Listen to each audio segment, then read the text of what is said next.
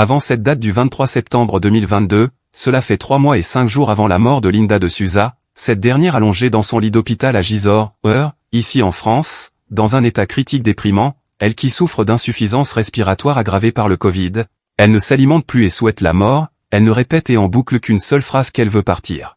Et vu cette situation délicate et très difficile devant laquelle la star confrontée à des problèmes psychologiques très graves et refusait toujours de s'alimenter, c'est son agent Fabien Lecoeuvre qui prend l'initiative en renforçant ses efforts avec quelques amis très proches de la star, qui ont fait le tout pour favoriser les retrouvailles de la star avec son fils unique Joao Lança. Ici on parle de son agent, Fabien Lecoeuvre, qui a témoigné avec tristesse de la dernière volonté de la star qui n'a pu être respectée, et qui est de finir sa vie dans un couvent. Cet agent a précisé à BFM TV qu'elle avait attrapé le Covid dans sa maison de retraite. Interviewé par CNews, il a confié avec émotion qu'il n'avait pas eu le temps de réaliser ses dernières volontés. Elle m'avait dit encore la semaine dernière qu'elle voulait s'en aller, a expliqué Fabien Lecoeuvre à l'antenne. Elle voulait que je la place dans un couvent, pour avoir une retraite religieuse, et finir son existence comme ça.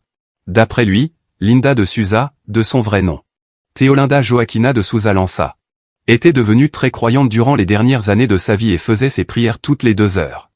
Revenons à cette date du 23 septembre 2022. C'est la date clé pour la fin de la lourdeur du fardeau relationnel, pour la star qui l'a tant affectée, et durant toute sa vie, c'était la complexité de sa relation avec son fils unique, cette équation impossible à résoudre, ainsi est venu ce grand rendez-vous, de retrouvailles et de réconciliation entre les deux, c'était ce vendredi-là. Lorsque le fils unique, qui va fêter ses 56 ans le 23 juillet prochain, ce Joao Lança qui se rapproche de la chambre de sa mère à l'hôpital, et ouvrira la porte, ainsi leur regard d'amour, d'affection, de regret, de réconciliation, s'entrecroisent, bien sûr après tant d'absence et de manque car les deux ne se sont pas vus depuis 8 ans exactement pas de lien depuis 2014. Elle m'a pris la main, me l'a serré fort. Nous étions émus. La première chose qu'elle m'a dit c'est pardon. Je l'ai accepté, se souvient Joao Lança. De cette ultime et dernière rencontre à l'hôpital, Joao Lança n'a pas fait un livre mais il a fait naître une anthologie avec une chanson inédite, Prends-moi la main. À travers un hommage bouleversant, sobre et poignant figure dans un coffret dédié à sa mère, de Fado en mélodie, avec 67 chansons, dont une dizaine ont fait d'elle une star des années 1980. C'est une première fois pour Joao Lança à Radio Alpha, aussi heureux de respecter les derniers mots de sa mère, Jeannot, n'éteins pas le feu. Et le feu était bel et bien vivant dans l'Alpha. Donc un mausolée en chanson, sorti le 26 avril dernier, qui s'appelle De Fado en mélodie. Une édition triple album chez Warner France, ainsi qu'une édition double vinyle. 68 titres, entre classiques et inédits, pour sauvegarder l'histoire de cette chanteuse populaire. C'est un véritable trait d'union entre le Portugal et la France. De Fado en mélodie recense la quasi-totalité des singles historiques de Linda de Souza de 1978 à 1991. Ce digipack Best of 3 CD 68 titres contient aussi 5 titres de la comédie musicale La Valise en carton, inspiré du livre homonyme publié en 1984, et de nombreux titres rares. Enfin, cet hommage passe par un duo inédit du titre « L'étrangère », réalisé en 2023, où l'on entend la voix du fils en portugais avec celle de la mère, en français. Ce même fils Joao Lança qui a expliqué, dans les colonnes de France Dimanche, de leur relation. Ma mère était extrêmement possessive, exclusive et jalouse. Elle avait un caractère difficile. Elle n'a jamais supporté que je tombe amoureux de la mère de mes enfants, Sonia, que j'ai rencontrée très jeune, alors qu'elle avait 10 ans de plus que moi, a-t-il ainsi raconté. S'il a forcément beaucoup souffert de cette situation, il a assuré que sa femme et ses enfants en avaient aussi beaucoup souffert. Notamment ma fille aînée, qui a mal vécu de me voir souffrir. J'ai fait de la dépression. Mes enfants n'ont pas de souvenir de leur grand-mère. Il n'y a eu que des rendez-vous manqués, et ce n'est pas faute d'avoir cherché à en créer quand elle venait à Lisbonne où je vis depuis 1996, a-t-il ajouté. Le fils de Linda de Souza a longtemps voulu se rapprocher de sa mère, mais il y avait 2 obstacles, l'affaire d'argent, dont il en était accusé de les avoir volés. Et le second obstacle, le prix de la célébrité de sa mère, qui se justifie tout le temps, d'après le témoignage de son fils, en s'appuyant qu'elle n'a pas assez de temps à lui consacrer, vu sa vie de star. Elle me snobait souvent, en se justifiant, tu sais ce que c'est la vie de star.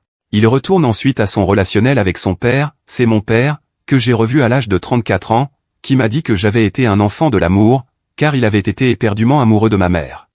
Aujourd'hui, avec le recul, Joao Lança sait qu'il ne guérira jamais de son enfance. D'un autre côté, il estime qu'il est plus apaisé. Je sais qui je suis et où je vais. Je me suis construit en réaction de ce que j'ai vécu, en fondant une famille qui est mon socle et mon port d'attache, et cela grâce à ma femme. Mais ce qui m'a vraiment blessé, est que j'étais la chose de ma mère, je représentais la chose pour la star, ma mère, moi qui est le seul homme de sa vie, mais elle avec cette situation, m'a finalement donné la force de me construire, a encore déclaré le fils unique de Linda de Souza. En fin de son témoignage il précise avec regret, remords et tant d'amour à sa maman, en évoquant. C'est elle qui a créé son propre malheur. Car même étant réconcilié et apaisé avec sa mère avant sa mort, João Lança lui en veut à sa mère, cette déchirure même si dans un contexte, lui a permis de le renforcer à se reconstruire, mais d'autre part selon sa vision, cette déchirure les a affectés, tous les deux lui et sa mère. Pour sa dernière visite à l'hôpital, João Lança portait dans son cœur un grand choc lorsqu'il a vu sa mère, aussi malade, il m'a fallu ne rien montrer, et être fort face à elle. Elle est très affaiblie et amaigrie. C'était une grande fumeuse et son infection pulmonaire s'est aggravée d'autant qu'elle ne s'alimentait plus et se laissait dépérir. Sur le statut et le rôle de mère de la star, son fils explique « J'ai eu de l'amour, mais c'était davantage une bonne copine qu'une mère. Je ne porte pas de jugement. C'est un constat. Je pense qu'elle n'a pas eu elle-même le mode d'emploi durant sa propre jeunesse. J'ai des souvenirs heureux avec elle. Puis de l'âge de 11 ans à 16 ans, elle était sans cesse en tournée, et je restais seul avec mes chiens. Elle était très insouciante. Je n'ai pas été malheureux mais, avec le recul, on souffre davantage de son enfance en étant adulte. En janvier 2023, João Lança avait été surpris et touché, de voir tout le monde qui était présent à ses obsèques. J'ai été bouleversé de voir l'attachement profond du public, et de la communauté portugaise qui avait fait le déplacement. Aujourd'hui, lui est entouré des siens, et porté par l'amour de sa mère qu'il continue d'avancer.